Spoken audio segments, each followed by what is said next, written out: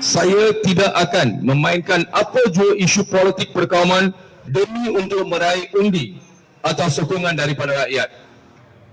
Saya akan menjauhi daripada menggunakan apa jua unsur perkauman dalam semua aktiviti kempen pilihan raya, termasuk ceramah, komen, kenyataan akhbar, tulisan media sosial, risalah, banner atau apa jua bahan kempen yang akan mendiskriminasikan atau mewujudkan kebencian terhadap suatu kaum yang lain atau warga migran. Saya juga akan memastikan bahawa semua aktiviti dan perjuangan kami adalah berdasarkan kepada kelas masyarakat dan bukannya berdasarkan warna kulit atau kaum. Kumpulan sasar manifesto dan perjuangan kami adalah berdasarkan kaum tertindas tanpa mengira warna kulit.